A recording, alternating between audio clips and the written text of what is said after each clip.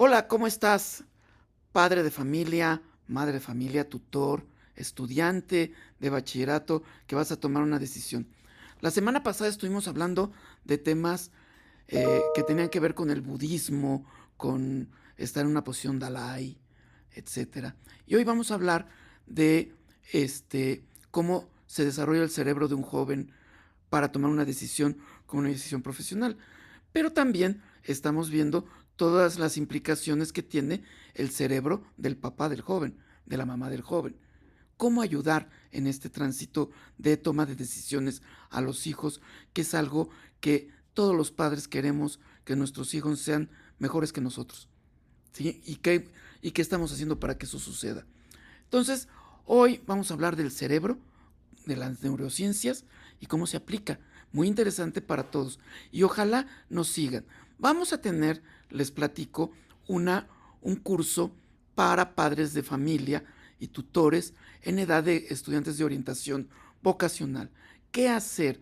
¿Cómo ayudar a nuestro hijo, hija, adolescente y no morir realmente en el intento? Nuestro hijo ya creció, ya no se deja tan fácil, se pone rezongón, pero también nosotros queremos a veces imponer cosas. ¿Es correcto? ¿Se vale? ¿Debemos dejarlos libres? ¿Cuál es la mejor opción? Y de eso vamos a empezar a trabajar en este podcast y en este curso que vamos a dar para ustedes, padres de familia. Estén pendientes, en breve les haremos llegar una invitación a este. Y quédense con nosotros a este nuevo episodio del podcast de Draft Consultores, de Vive y Siente tu Vocación. Buenos días, buenas tardes, buenas noches, depende a qué horas escuchen este podcast. Los damos la más cordial bienvenida a este podcast de Draft Consultores, que nos estamos especializando en los temas de orientación vocacional. Ya hace una semana estuvimos hablando de meditación, de mindfulness, de temas así muy Dalai. Y hoy vamos a hablar de un tema más científico. ¿Cómo es que nuestro cerebro opera? ¿Cómo es que se desarrolla el cerebro? Y cómo se desarrolla el cerebro en los jóvenes, que son los que están en edades de tomar decisiones muy importantes, y qué recomendaciones podemos hacerles. Bien, para ello invitamos a un muy querido amigo de todos nosotros, que es Omar Aguilar. Él es director académico en TecMilenio en la ciudad de Puebla. Y yo le voy a pedir ahorita que se presente, y nos acompaña, como siempre, Roberto Hernández. Hoy no está con nosotros Ana Paula Rodríguez, porque anda con otros temas de nuestra empresa, pero pues aquí seguimos todos en la jugada. Entonces, pues sí, hola Roberto, buenas noches, ¿cómo estás? Bien, Luis, hola Omar, buenas noches. Pues con el gusto de siempre, con un tema muy, muy interesante. Bienvenidos a todos, gracias. Y hola Omar, a ver, platícanos primero, Omar, ¿quién es Omar Aguilar? ¿Qué es lo que hace? Es realmente un estuche de monerías, Omar, sabe muchas cosas, y su vida ha sido la educación, a menos que yo me haya equivocado, Omar. Hola Luis, hola Roberto, hola a todos, gracias por vernos y escucharnos. Pues mira, la mejor definición de Omar Aguilar es bohemio, trovador y poeta. Eso es lo que soy, y eso es lo que me marca, y eso hace que haya dedicado mi vida, mucho tiempo de mi vida, a la investigación. Y llevo ya bastantes años investigando al cerebro, y sobre todo cuál es el impacto de este desarrollo en la formación profesional, ¿no? Partiendo evidentemente de una decisión vocacional. Pero bueno, así a grandes rasgos te puedo decir que es eso, para que ocupemos el tiempo productivamente, no en mi egoteca, ¿no? Sino en algo que sea útil para todos. Bueno, es bohemio, entonces ya sabemos que el siguiente podcast va a ser con guitarras y Es correcto. eso, pan y vino. Muy bien. Oye, Omar, a ver, ¿cómo es el cerebro? Como me da la impresión, soy de una generación en donde el cerebro no se le daba tanta importancia. O sea, más bien, no es que no se le diera importancia, como que no sabíamos cómo funcionaba la cosa. Pero hay muchos avances. ¿Y estos avances qué nos indican? ¿Cómo se evoluciona el cerebro desde que nacemos hasta la vida adulta? ¿Qué nos puedes decir? Mira, es un proceso muy interesante, ¿no? Y déjame tocar el primer punto que nos comentabas ahorita. En nuestra edad, en nuestra formación inicial, el siglo pasado, nosotros conocimos el cerebro muerto. Aquí en las manos nos los poníamos un cerebro que se había extraído de un cadáver y era la forma en que podíamos conocer la estructura del cerebro. Y entonces hacíamos suposiciones que comprobábamos a través de la experimentación, ¿no? Digamos, suponemos que pasa esto y lo comprobábamos observando el comportamiento de las personas.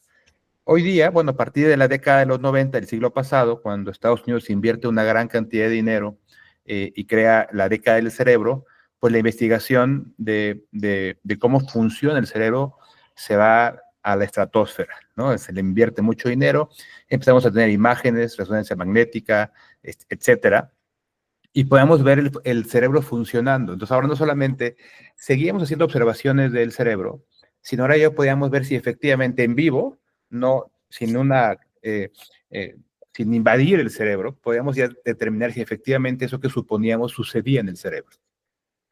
Y eso abrió una serie de investigaciones muy interesantes y le dio mucho auge a la neurociencia. La neurociencia es una ciencia que existe hace muchos años, porque hay neurocirujanos, ¿no? Cirujanos especializados en el cerebro. Pero ahora tenemos mayor capacidad de entender el funcionamiento del cerebro.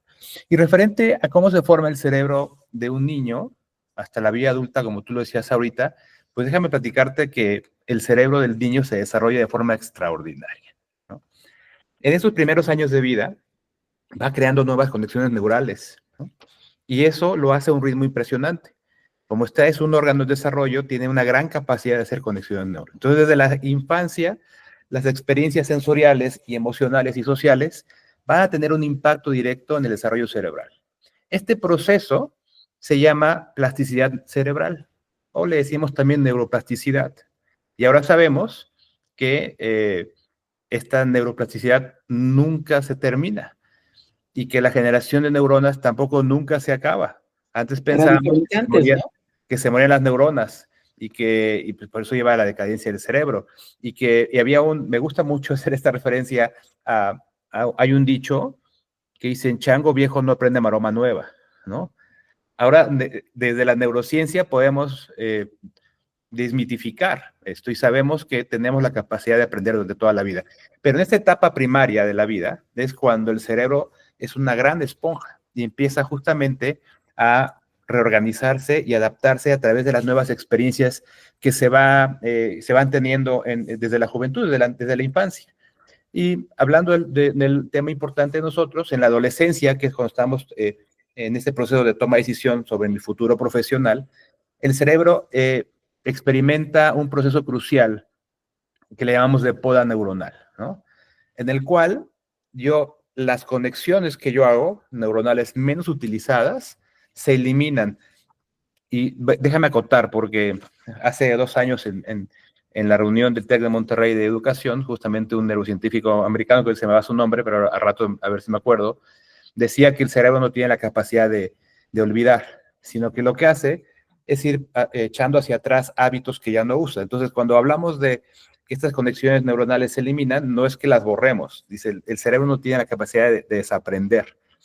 Tiene la capacidad de optimizar el uso de sus recursos. Por lo tanto, si hay una rutina que no utilizo, la voy relegando mientras pongo más adelante las nuevas rutinas. O sea, cuando hablamos de que desaprendas para que reaprendas, en realidad no significa que desarmas esto y lo tiras, no, sino que lo dejas de usar por un nuevo hábito, ¿no? Correcto. Y voy poniendo un nuevo hábito más cerca de un lugar donde el cerebro es mucho más práctico utilizarlo. Entonces, porque el cerebro es un gran ahorrador de energía, ¿no? Oye, Omar, y por ejemplo, yo tengo esta percepción, no es percepción, así es, que nuestro cerebro es como una muestra de la evolución de la especie. O sea, la primera parte, que es el cerebro reptiliano, que es el de corre o muero, el instintivo. El instintivo va siendo complementado o va creciendo áreas más emocionales hasta que llega al córtex prefrontal y ya es toda la parte racional del ser humano. Eso quiere decir que otras especies animales pueden seguir este mismo derrotero, ¿no? Desde luego, desde luego. O sea, esta evolución que nos ha llevado más de 20 millones de años, pues sí, desde luego se puede replicar en otra especie, ¿no? Sabemos de la inteligencia de los delfines, ¿no? Sabemos de la emocionalidad de los mamíferos, ¿no? Inclusive el cerebro límbico, digamos, tenemos un cerebro tripartito, el reptiliano, el límbico y la neocorteza. El límbico también se le llama mamífero porque lo compartimos con los mamíferos, ¿no? Entonces siempre le digo a mis alumnos, cuando tú maltratas a un animal, a un perro, a un gato, pensando que no siente, te voy a decir que el sentimiento que él tiene es mucho más puro que el que tú puedes desarrollar, porque tú le metes juicio y el animal no, el animal es emoción pura, ¿no? Entonces, porque no tiene este nuevo entramado neural que le permite emitir juicios. Él siente y vive la emoción a tope, ¿no? Y nosotros ya le metemos un componente adicional. Pero justamente este desarrollo, lo dices muy bien, este proceso se extiende desde la adultez temprana, y eso quiere decir que el cerebro no está completamente maduro, sino hasta los 25 años de edad, ¿no? Hoy hacíamos aquí en el campus, hacemos de repente, eh, pues algunos procesos sorpresa y trajimos a un K9, ¿no? Y les explicamos a los chicos que no es que busquemos algo que ellos tengan, sino que les queremos dar seguridad. Y yo les explicaba que independientemente de que ya son adultos, que digamos legalmente son adultos, no tienen todavía desarrollado el cerebro y que mi recomendación, ¿no? Era que no se consumiera ningún tipo de sustancia psicotrópica, ni alcohol, ni nada de esto, ni inclusive ni cigarro, sino hasta después de los 25 años para garantizar que el desarrollo de tu cerebro sea pleno, ¿no? No tenga ninguna contaminación. Y finalmente su decisión. Y el perrito lo traemos nada más para que ustedes sientan que estamos también protegiéndolos y que los cuidamos. Pero me permitió platicarle a los alumnos de su desarrollo. Entonces, siguen en un cerebro en proceso de desarrollo que se culmina hasta los 25 años. Entonces, es importante que cuidemos ese desarrollo. Oye, ¿y cómo guiar, orientar a un joven que está en los 17, 18, 19 años, tomando la decisión de una carrera y que es pura emoción? Yo siempre pienso, y lo hago con mis hijos, que se den cuenta que son emocionales, ¿sí? Que tomen en cuenta que de pronto pueden tener criterios, que si lo que requiere es una respuesta racional y ellos la respuesta que dan es emocional, pues va a chocar con la realidad, pero que por lo pronto les va a ayudar mucho entender en qué parte de su desarrollo están, ¿no? Hacerse conscientes. ¿Tú cómo lo trabajas con tus chavos en Tech Milenio? Bueno, no solamente aquí, recuerda que también soy terapeuta y especializado en adolescentes, justamente porque Es que me como gusta decías esta etapa de la vida. que nada más eras bohemio, pues, Me gusta esta etapa de la vida porque es fundamental para el desarrollo integral del ser, ¿no? O sea, nosotros buscamos, en Tech Milenio tenemos un ecosistema de bienestar que busca justamente esto, que la gente se sienta satisfecha, esté feliz y que vea su propósito de vida. Entonces, es muy importante porque nos ayuda a encauzar adecuadamente al joven hacia una vida que él pretende tener, ¿no? Pero mira, qué importante porque tú decías, no está preparado, y ahorita también en el previo, en la plática previa, Roberto decía, ¿no? De repente encargamos a los adolescentes que toman una decisión de la cual no están preparados para hacerlo.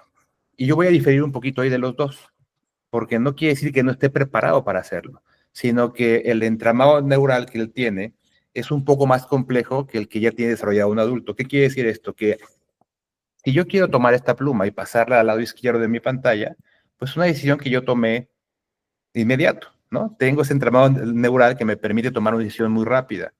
El adolescente va a tomar la decisión, pero va a tomar la pluma y en ese momento se va a acordar que la quiere mover y va a tratar de buscar una razón, ¿no? Para moverla y no la va a encontrar. No la va a encontrar tan rápido como nosotros.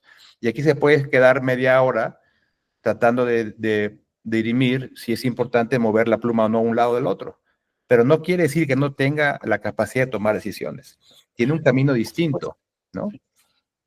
sí, ¿sabes con qué ahora que les estoy enseñando a manejar a mis hijos?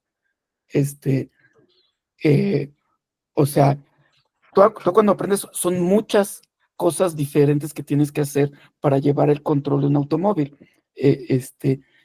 Y si se frustra el chavo mientras maneja, se pone nervioso, etcétera, con eso tiene que lidiar, pero sí, totalmente. O sea, los seres humanos nacen completos. Y No, lo acabas de decir, perdón, la clave está en la orientación y en el acompañamiento que los chicos reciban en esta etapa, ¿no? Desde la neurociencia, las áreas del cerebro que implican este razonamiento complejo y este autocontrol, hablando de las emociones, siguen desarrollo, ¿no? Por lo que las decisiones que pueda tomar el joven en esta etapa están influenciadas justamente por factores emocionales o sociales. Entonces, ven la importancia de la orientación correcta y del correcto acompañamiento para que el chico, en lugar de que lo vea como un reto, lo vea como una oportunidad, ¿no? claro. Roberto, ¿qué querías comentar? Ahorita esto que está comentando Omar, me hace recordar desde mi infancia cómo fue ese acompañamiento por parte de mi madre. Muchas de las cosas yo las definí y las decidí a muy corta edad. En cuanto a comportamiento, en cuanto a valores, en cuanto a lo que sí se vale y lo que no se vale hacer como ser humano, independientemente de que seas un niño, que seas un joven, que seas un adulto, muchas de estas cosas no es que me las haya enseñado mi mamá, sino las experiencias que me tocó vivir con ella, o sea, cualquier salida con ella era aprender, aunque no hubiera el momento de que, a ver, hijo, hoy vas a aprender esto, no, era platicarme cosas, decirme cosas, o haz esto, o tú qué harías, o cosas así, ¿no? Entonces es muy importante esto que dice Omar, que no es tan cierto eso de que no estamos preparados.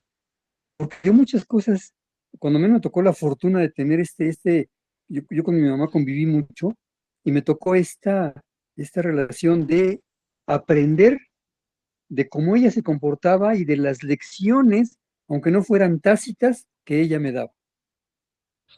Y ahí está la influencia de los factores sociales, ¿no? No de forma tácita, pero sí implícita. Así es. Y ahí necesitamos un adulto bien, bien consciente de cuál es su rol. El rol de ti, papá, para tu hijo que está en edad de tomar una decisión de carrera, es un rol muy delicado. No es fácil.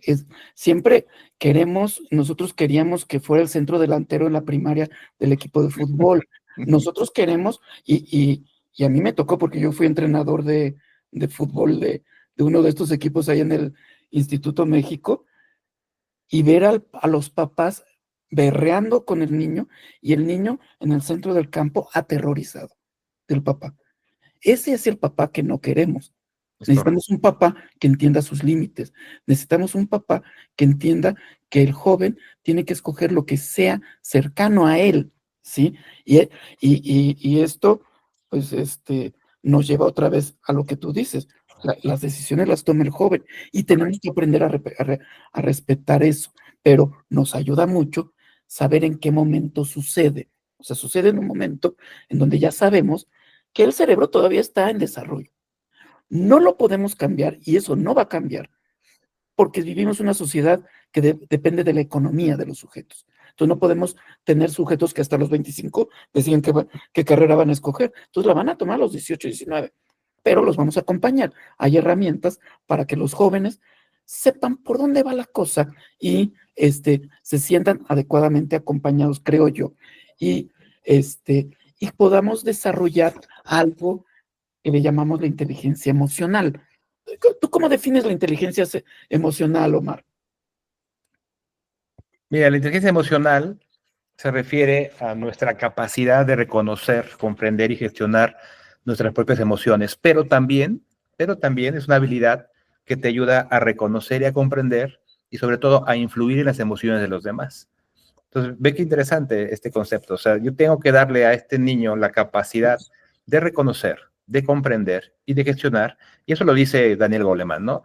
Yo le añadiría un término que se llama validar mi emoción. O sea, ya la reconocí, ya la comprendí, la voy a gestionar, pero tengo que validar por qué estoy sintiendo esto, qué me está llevando a sentir y qué puedo hacer con eso que me está generando esta emoción. Y eso ya llama validación de la emoción. Entonces, tenemos que tener esos 4 elementos, los 3 que sugiere Goleman y la validación de la emoción como tal, ¿no? ¿Por qué me sucede esto? O sea, si ya sé qué es, ya sé que es enojo, ya sé que el enojo es una manifestación de que se rompió un límite, ¿no? Ya la comprendí, ya lo sé, ya la gestioné porque ahora ya no brinco instintivamente y agredo al demás o salgo huyendo. ¿Qué hago con toda esta energía que genera el cuerpo, con toda esta adrenalina que se generó desde la propia emoción, ¿no? ¿Qué hago con toda esa información? ¿Qué hago con toda esa capacidad que tiene mi cuerpo de reaccionar? ¿Cómo la encauzo adecuadamente? ¿Y cómo te la relacionas con tu historia familiar?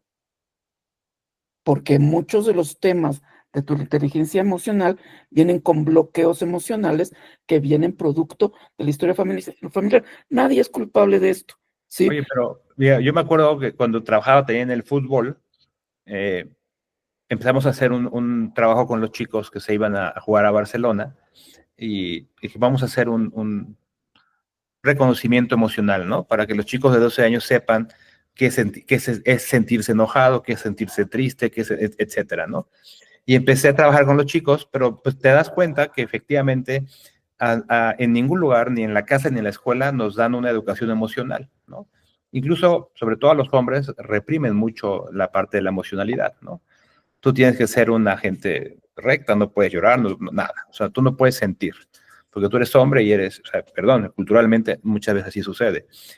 Pero de repente, junto a los papás, porque digo, tengo que hacer un trabajo conjunto, ¿no? Y es lo que tú decías ahorita, porque yo voy a trabajar con emociones con los chicos y yo no quiero que llegue a casa y le diga el niño, papá, hoy lloré porque perdí el balón. Y entonces el papá se enoja porque diga, ¿tú cómo lloras? Si tú eres hombre, ¿no?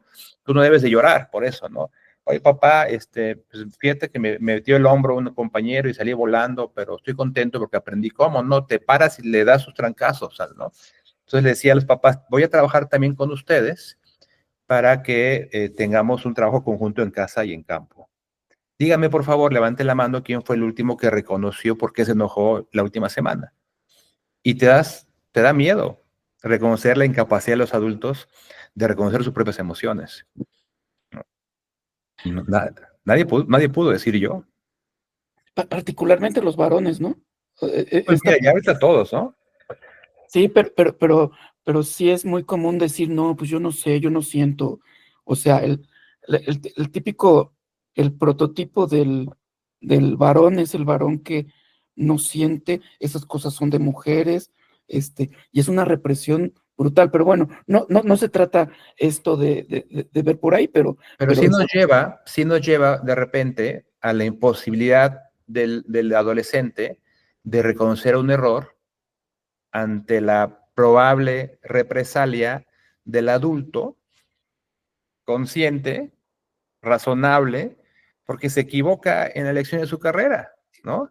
Entonces, muchas veces el adolescente que no está capacitado en esa inteligencia emocional, este reconocimiento y la lectura de las emociones, o el que sí la está y la reconoce, no tiene la capacidad de decirle a papá, oye, papá, me quiero cambiar de carrera, no es lo mío, ¿no? Y entonces acaba la carrera y luego vienen las consecuencias. bueno, no, y además tienes al papá preocupado por decirle al hijo por dónde, pero tiene además un problema porque no logra establecer comunicación con el hijo. Correcto. Porque yo soy hombre y entonces he sido duro con mi hijo porque le gritaba en el partido de fútbol, y como adulto te cuesta trabajo reconocer los errores porque ser papá viene sin instructivo, ¿sí? Entonces hay mucha sensación de culpa. Ahorita estoy hablando de papás, pero también pasa con las mamás, o Sí, sea, sí. pasa con cualquier adulto a cargo de un menor, ¿sí? Y entonces te sientes culpable y es una relación que complejiza la toma de decisiones del joven. Entonces, también, y esto es algo que platicamos a la comunidad de DRAF, queremos hacer una escuela de padres para empezar a platicar de esto. Vamos a tener cursos para padres de familia en estas edades, que son edades críticas, para que platiquemos. Y entonces también yo, papá, entienda cómo funciona mi cerebro, o sea, porque también yo tengo dudas como Oye, papá, y es normal. Pero mira qué interesante, tenemos que cambiar muchos conceptos, tenemos que romper muchos mitos, ¿no? O sea, no es que yo sí pueda tomar una decisión y él no la pueda tomar, no. Es que yo ya estoy más capacitado, tengo un cerebro más maduro, que tiene conexiones mucho más ágiles, que permite una mejor toma de decisiones mucho más rápida. Pero el riesgo es el mismo, ¿eh? Yo puedo tomar una decisión de adulto y equivocarme. El Pero, riesgo es el mismo. La pero, pasa es que el trabajo del adolescente es un poquito más complicado en un cerebro en desarrollo, pero no quiere decir otra vez que no pueda tomar decisiones, ¿no? y yo creo que aquí también está otra cosa, o sea, todo en la vida es toma de decisiones. Y en ocasiones, y vaya que la vida me ha se ha encargado de dármelo a notar, la decisión no era la correcta.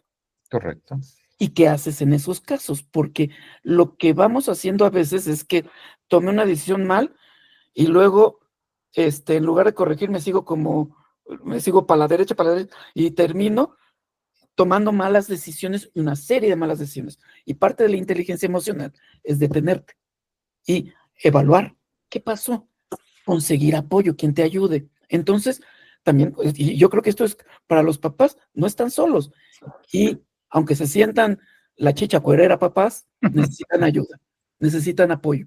Y Porque, fíjate que ahí, perdón Luis, dale, perdón. dale, dale, No, ahí tenemos que resignificar el papel del papá en el proceso de selección de carrera del por estudiante, supuesto. ¿no? Sí. Ahí mi sugerencia es que pues, el adulto se enfoque en ser guía, no en ser dictador, ¿no? Porque justamente es un momento donde el joven necesita un espacio para experimentar y tomar decisiones por sí mismo. Y yo le digo, inclusive a mi hijo, que tú sabes que está en esta edad, ¿no?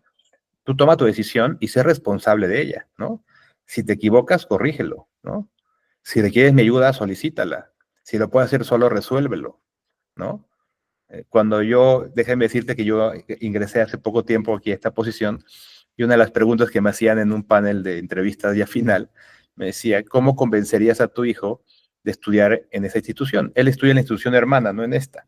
Ujú. Y le decían, ni por error lo haría, ¿no? Que sé que me puede costar la posición, pero ni por error lo haría, porque yo he tratado de que mi hijo sea autogestivo, que él aprenda a tomar sus decisiones, que asuma sus riesgos y que asuma las consecuencias de sus decisiones.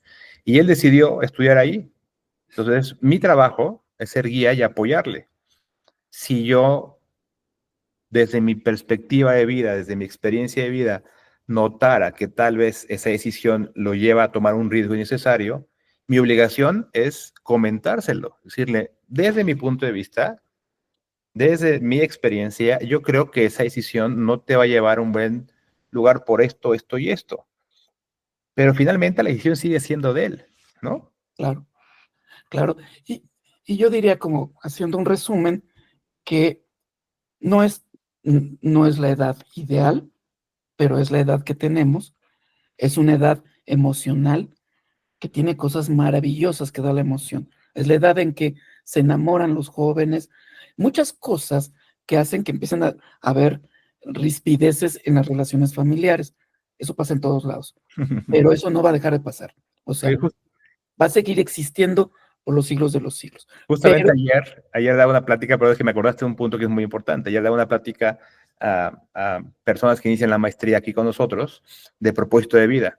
Y hablaba justamente desde mi experiencia y experimentación que hemos hecho, pues el adulto o ya una persona de 23, 24 años que entra a una maestría, tiene 3 veces más posibilidad de acabarla que un chavo adolescente que empieza su formación profesional.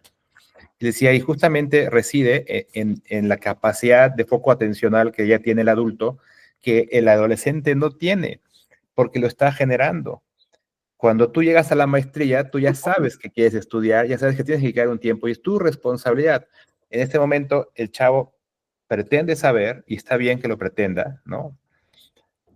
Pero además tiene que conocer otras cosas. Si hablabas tú, es el momento en que se gusta con el de enfrente, con la de al lado, con la que pasa la mosca y se enoja, y que tiene que empezar a reconocer su propia personalidad. Entonces tiene otras cosas en que ocuparse el joven. Por eso es más distraído, ¿no? y además es que no conoce el futuro.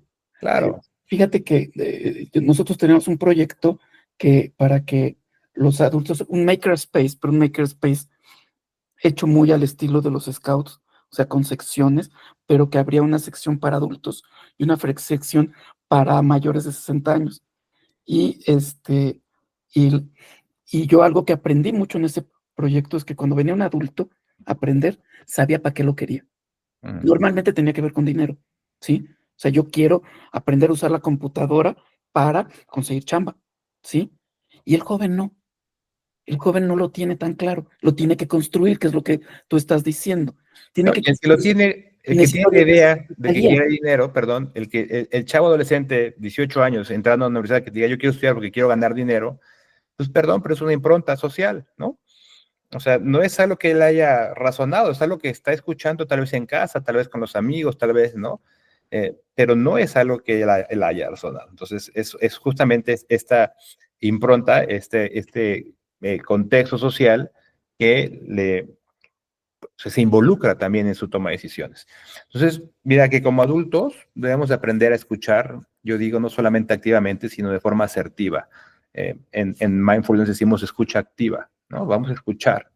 Y que el adulto ofrezca apoyo sin imponer sus propias expectativas sobre el adolescente, ¿no? Claro, desde luego, como papás nos gustaría ver hijos triunfadores y exitosos. Esa es tu perspectiva. Y tu perspectiva es que sea astronauta, ¿no? Porque tal vez tú no pudiste ser astronauta, pero él no tiene esa idea. Y Entonces tienes además, que, y además tienes que confiar en lo que sembraste. justo. Por ejemplo, yo ahorita estoy con mis hijos y siempre, a mí la mayor preocupación que tengo yo como padre es la droga. Para mí eso es lo que puede destruir una vida de la manera más estúpida. Ujú. Entonces, siempre yo platico con ellos del tema. Y pero al final del día, porque me salió el más pequeño y como un vapeador, ya de la prepa. Le dije, ¿qué onda? ¿Qué vas a hacer? Le dije, a mí me queda claro una cosa, ¿eh? Si tú vas a hacer, estás bien, pero es tu responsabilidad. La decisión es tuya y las consecuencias son tuyas. Y lo tiene muy claro. Y luego llega y me dice, no, pues ya vendí el vapeador. Pero yo no le exigí nada, ¿sí? O sea, y creo que eso es, que esa es una forma de no ser intrusivo. Tú, Roberto, con tus hijas, ¿cómo fue el proceso vocacional? ¿Qué cosas? Porque además, Roberto tiene pura niña. Bueno, ya crecidas, ¿no? Pero niñas. ¿Cómo fue este proceso de orientación? ¿Estás con Miote? Eh, para mí fue muy curioso porque este, desde muy chicas entraron en un colegio donde llevaban francés, desde la primaria.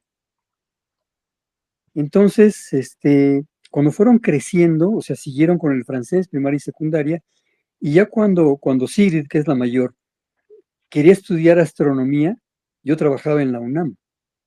Entonces la llevé con la doctora Fierro, Ujú.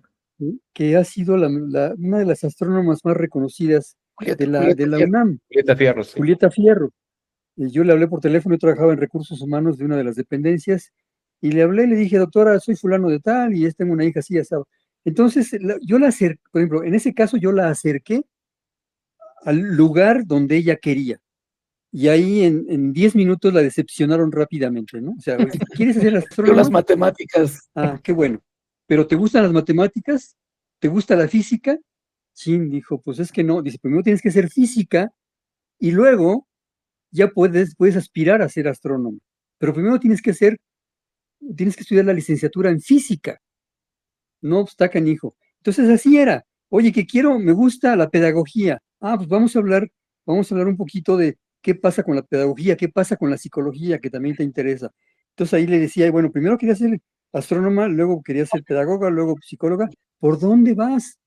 O sea, y además, ¿qué tienes tú de habilidades ahorita desarrolladas? No, pues los idiomas. Ah, bueno, yo no resolví nada, yo no le contesté nada. Ella iba contestando las preguntas. Y, Entonces así fue cuando dijo un día, oye, estudiar letras francesas no está mal. Ah, pues órale. Y como ya traían los idiomas desde la primaria, estudiaban inglés y francés, entonces se les hizo fácil, ¿no? Entonces fue así, acercarles a los lugares donde pueden informarles de manera certera y de manera eh, clara de qué se trataba, ¿no?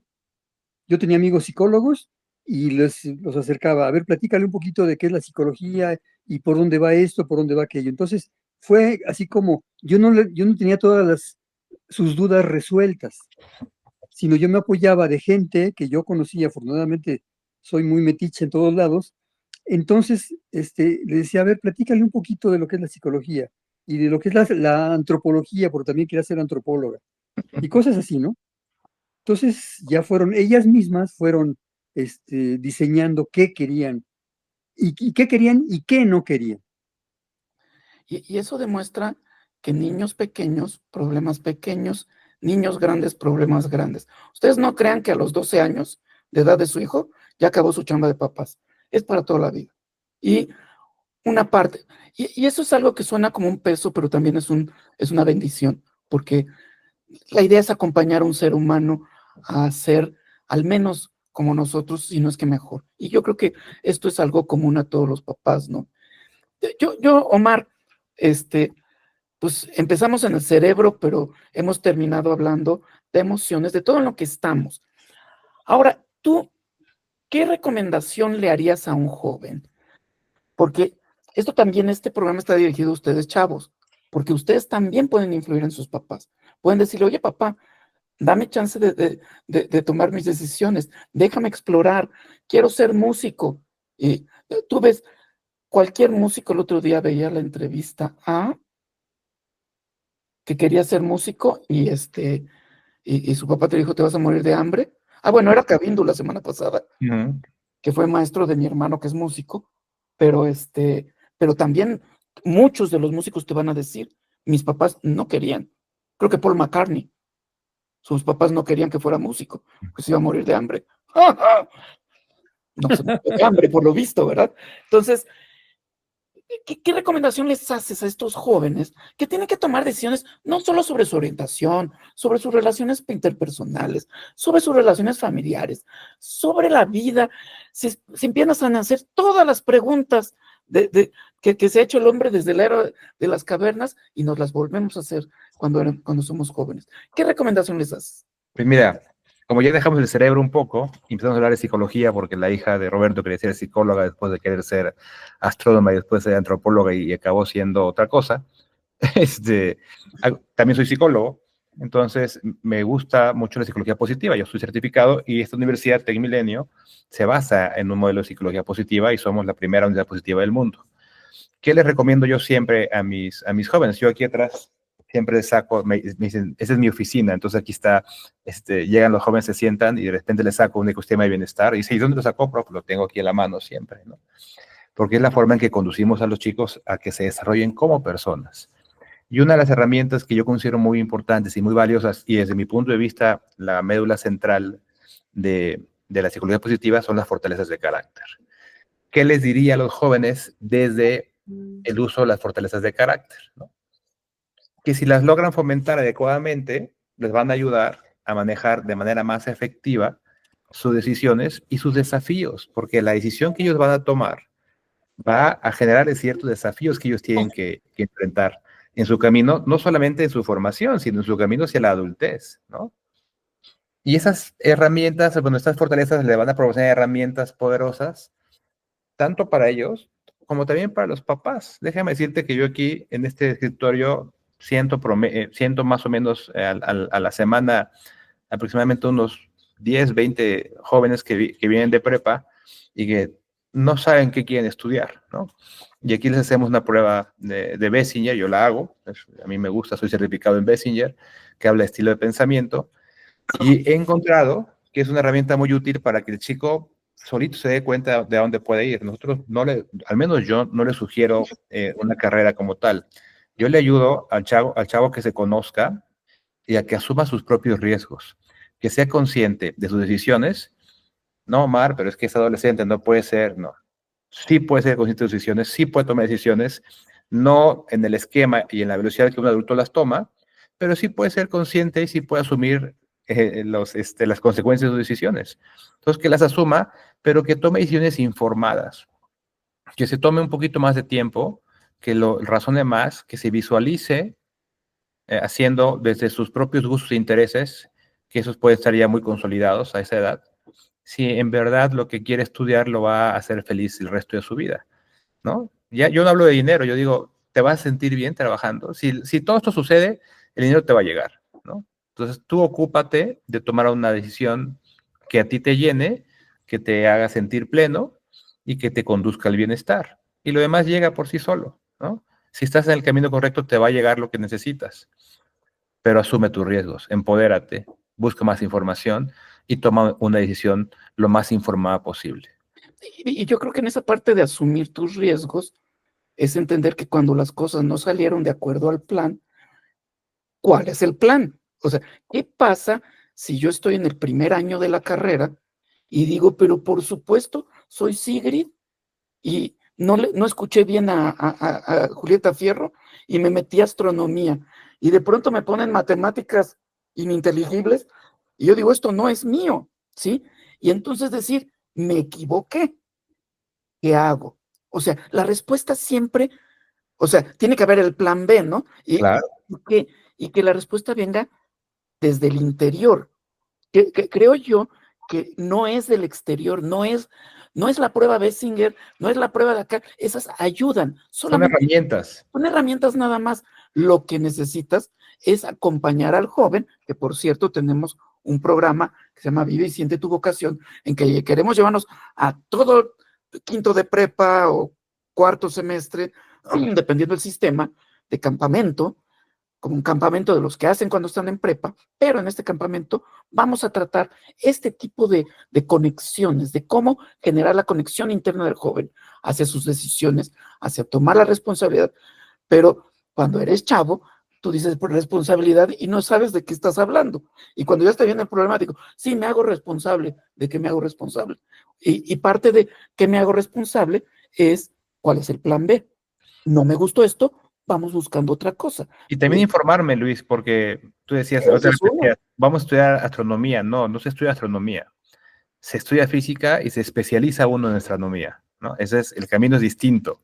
Entonces, si no tengo la información para tomar una buena decisión, pues la probabilidad de que me equivoque es alta, ¿no? Es correcto. Si yo tomo la decisión basado en los intereses y en las improntas de casa, ¿no? De mis papás, ¿no?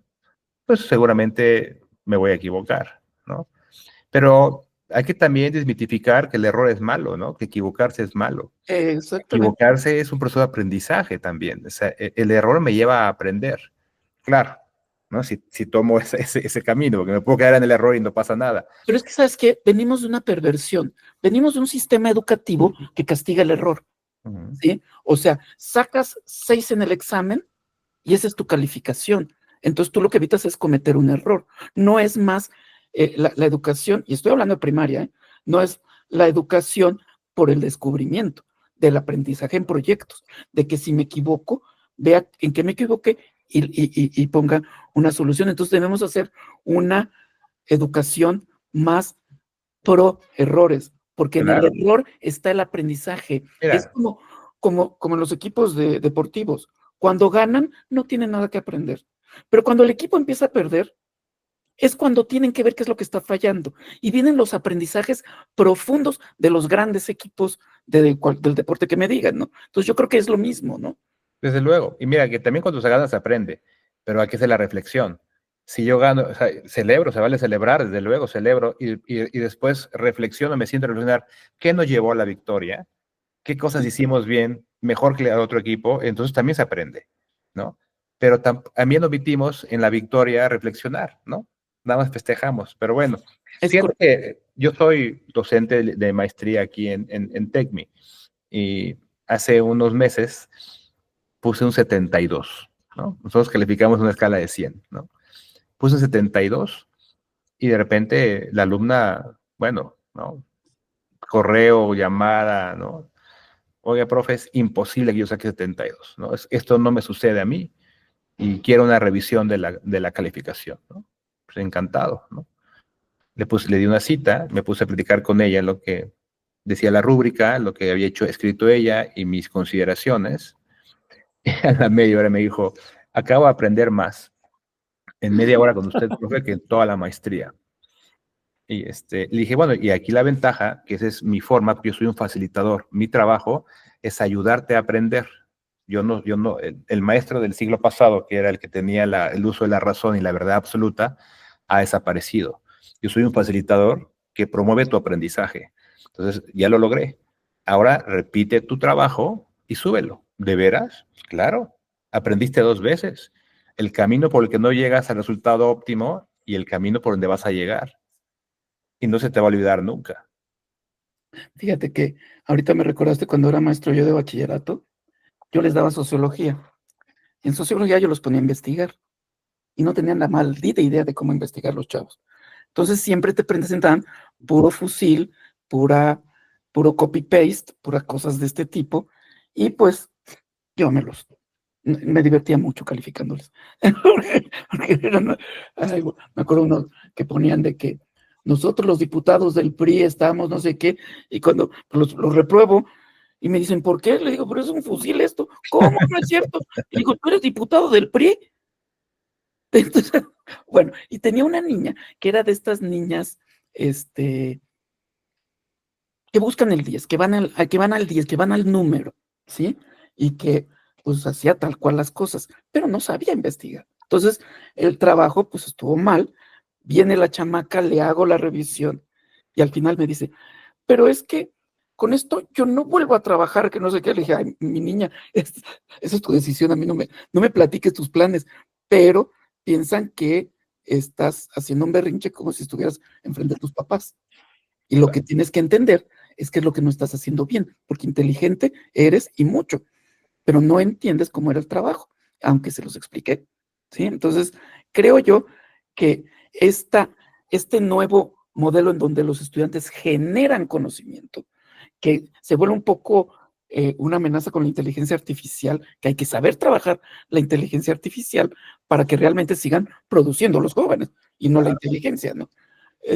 Pero esto ya nos termina por desbarrancar en otro tema. Entonces, no me meto tanto en eso, porque si bien siento que el pretexto de la reunión es el cerebro, en realidad nunca hemos abandonado en esta plática al cerebro, porque es en el cerebro donde ocurren estos procesos. Todo, el conocimiento, el aprendizaje, la emoción, todo, ¿no? Ahí está todo. Entonces, si lo sabes administrar adecuadamente bien, ¿no? Vas a tomar mejores decisiones. Si te tomas tu tiempo en la adolescencia, ¿no? Porque yo sé que en la adolescencia somos, como decían ustedes, emoción pura, ¿no?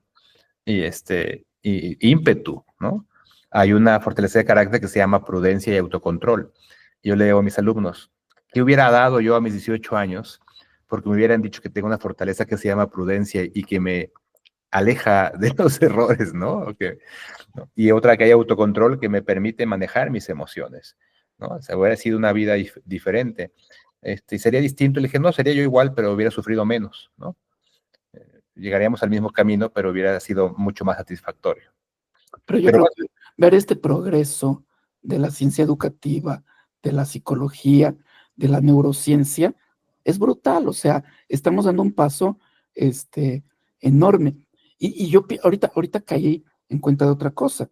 O sea, mi hijo tiene 19 años, que está aquí al lado, según él, trabajando. Este, Me está pelando. Y él, primero y segundo de prepa, estuvo enclaustrado por COVID. Y son las generaciones del COVID. Yo he oído muchos testimonios de maestros que hablan de que ven más inmaduros a los jóvenes de esta generación, que son los que tienes ahorita en el nivel universitario.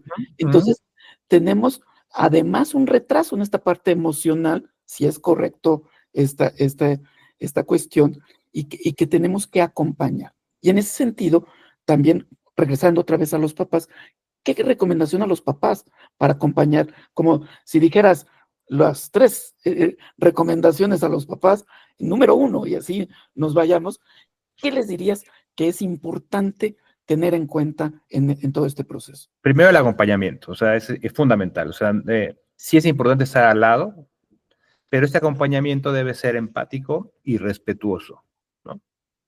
¿Qué quiere decir esto? Que permitamos que el joven se exprese sin miedo a ser juzgado. Porque es bien fácil, ¿no? Como adultos debemos de aprender a escuchar activamente, ¿no? Y a ofrecer este apoyo sin importar que yo piense algo diferente al chico. Entonces, apoyo empático y respetuoso. y también que el papá trabaje en su inteligencia emocional, ¿no?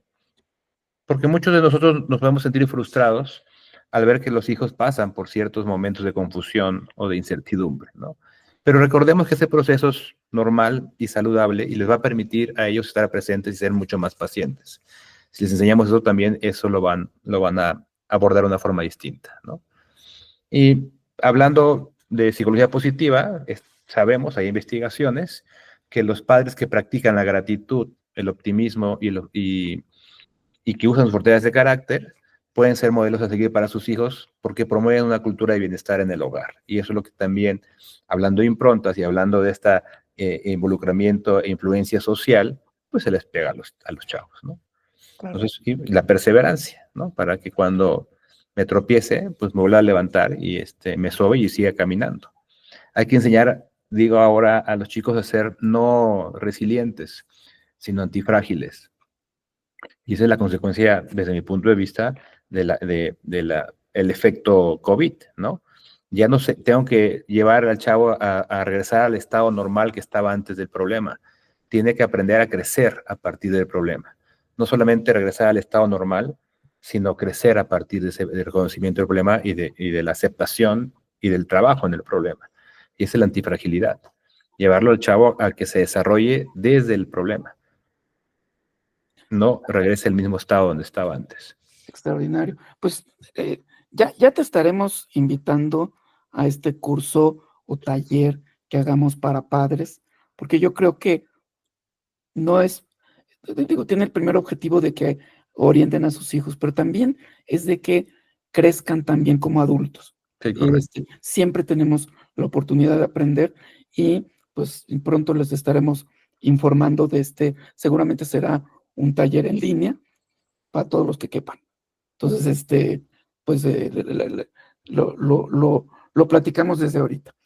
Y bien, bueno, pues para ir terminando esta conversación, pues me gustaría que nos pudieras dar un último comentario, un resumen, un, una reflexión tuya alrededor de lo que hemos platicado y también, Roberto, que nos diga a partir de lo que ve en esta conversación, también un último comentario para cerrar. Yo te diría nada más para cerrar antes de Robert, que pues Darwin tenía razón, ¿no? Que el mundo no es del más fuerte, sino del que mejor se adapta. Entonces, en este binomio, la toma de decisión de mi vocación profesional, pues debe ser justamente un binomio. Debe estar el papá siempre acompañando de forma respetuosa al hijo y dándole y aportándole sugerencias, puntos de vista de forma respetuosa y empática. Y desmitificar esta parte del error y permitirle que se equivoque y que aprenda y que reflexione del error y que crezca a partir de él. Me parece fundamental esto y es algo que tenemos que reaprender los papás porque no lo hemos aprendido. Tú lo decías, vivimos en una etapa donde se castiga el error, donde el error no está permitido. Entonces tenemos que resignificar lo que es el error para nosotros para que el muchacho tome decisiones sin estrés y cuando se equivoca, pues corrija su camino y lo haga también de una forma eficiente. Perdón, y una pregunta, era el último comentario, pero sale de esto. ¿Y entrenar al cerebro? Sí, desde luego. El cerebro dicen que es como un músculo, ¿no? Que no es así, pero bueno, dicen que es un músculo que si se entrena se desarrolla. Y sí, efectivamente, si tú creas nuevos hábitos, ese hábito y ese hábito lo practicas permanentemente, constantemente, ese hábito va a tomar un lugar preponderante y va a ser accesible mucho más fácil al cerebro y se va a habituar a usar ese hábito y te va a ser muy sencillo hacer las cosas, ¿no? Entonces, sí, desde luego, hay que hacerlo. Muy bien. Roberto, ¿qué reflexiones tienes? A mí me gustó mucho lo que comentó Omar en este acompañamiento con los jóvenes y quiero resaltarlo ahorita como ya corolario de esta participación, esta cuestión de ser empático y ser respetuoso. La autoridad que tenemos como padres no nos aleja de esto.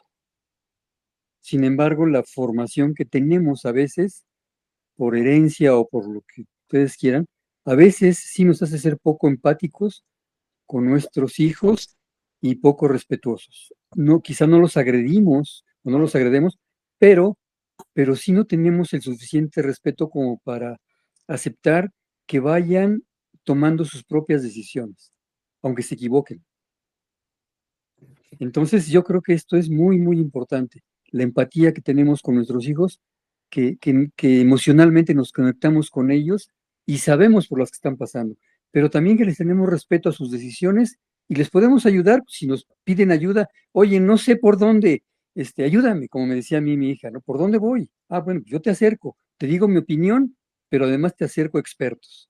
Entonces esas dos cosas a mí me gustaron mucho, la empatía y el respeto por los hijos y sus decisiones. Y yo como una reflexión final a lo que comenta Roberto, es si tu papá eres exitoso como administrador de empresas y sientes que lo mejor que puedes heredar a tu hijo sea una profesión que le dé un ingreso y el estatus y etcétera, cuidado, pudiera haber ahí un error. Si el hijo quiere otra cosa, hay que escucharlo. Aunque sabemos todos que en la decisión profesional hay una intención económica, ciertamente la gente feliz sale más adelante, destaca mejor, ¿sí? Entonces, tomen en cuenta eso. Y un último comentario de cuando yo, de fotógrafo, en mi época de fotografía de cuarto oscuro, ¿sí? Yo empezaba a trabajar y pues yo tenía que entregar trabajos de primera calidad y estaba en el cuarto oscuro y me salía con manchas y me salía con pelos y se me ponía amarilla la hoja y este, y me generaba mucha frustración y salía y entonces recuerdo haber dicho, no, a ver, espérate, vamos a hacer un checklist, ¿qué es lo que está mal? A ver, vamos a corregir acá el revelador, vamos a corregir el detenedor, el fijador, cuánto tiempo debe estar en el fijador, cuánto en el baño, ya en el agua, para que quite todos los químicos y no se haga amarillento el papel en el tiempo. Como, por ejemplo, lo más difícil para mí en el cuarto oscuro eran el polvo que se depositaba en el papel mientras tú hacías la ampliación. Y y después descubrí, ay, ¿cómo se llaman? Estos aparatos ionizadores que permitía justamente, porque pues estás tú en una fuente eléctrica. Pero lo más importante es que yo descubrí aprender de mis errores, aprender, que es lo que en pedagogía se conoce. Y todo esto es el proceso, y también ustedes como papás están en un proceso de aprender a aprender y aprender a ser padres. Entonces, Omar, Ahorita que dijiste aprender a ser padres, está muy bien. Hay que aprender a hacer actos de amor sublimes, no criminales, ¿no? es Criminal sería heredarle el despacho administrativo al hijo que quiere ser músico. artista, ¿no? Porque ya tiene asegurado hoy su futuro, ¿no? Según el papá. Es un acto de amor, finalmente sí, pero es criminal, ¿no? Un acto de amor sublime es decirle, bueno, pues sí, ¿no? O sea, quiere ser artista, bueno, vende el despacho, ¿no? Y financia tu trabajo, ¿no? Sería ¿Sí? un acto de amor sublime. Pues Qué gracias, maravilla. Luis, por el tiempo. Pues muchas gracias, Roberto, como siempre. Omar, muchas gracias por todo lo que ahorita compartes y lo que vamos a seguir compartiendo en el futuro. Y muchas gracias, amigos de Draft Consultores. Seguimos y vamos en otro episodio del podcast en breve.